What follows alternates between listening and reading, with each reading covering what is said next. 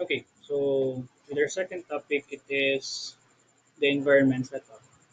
So for the environment setup, we will be using the web server application USB web server, and it has the Apache, which is your web server application, the PHP library, and the MySQL for the database server application. So you can download it on USB web server url.mk.au, IUA. You can choose between 5.6 PHP version or 7.1, and I will recommend 7.1 as the latest. So I have downloaded this earlier and I've extracted it on my local disk C, and inside you'll have the folder USB web server. So to start your USB web server application, you need to click on this application. So you will notice it has the Apache, the MySQL, and the PHP parser.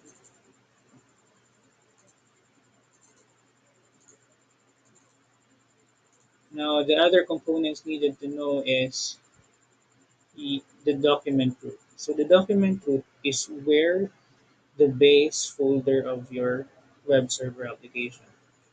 Every application that you will be placing on the root will be loaded as an application or a project. So you can see that such files, the index of PHP, and the style, which by the time you click on localhost, it will load this one. So to start with, I'll just delete this one and add our application. For example, hello world. Open this one with code, and I'll add our first PHP file.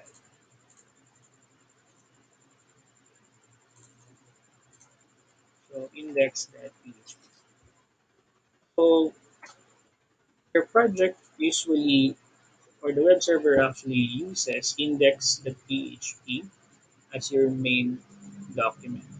Kindly take note, the the the file type is .php, and you can name here in short in lower caps.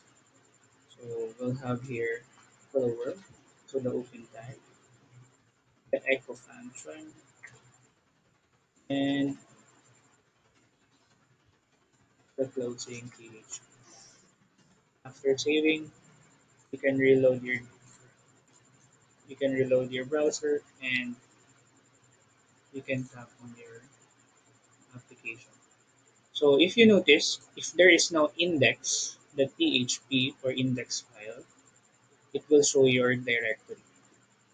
So this is actually a vulnerability, and the first thing you need to do is make sure your folder is not exposed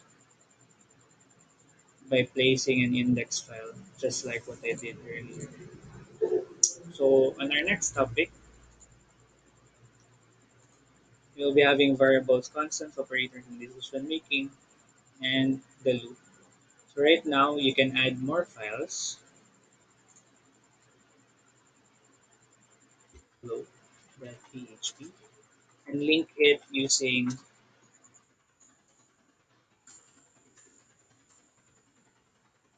an HTML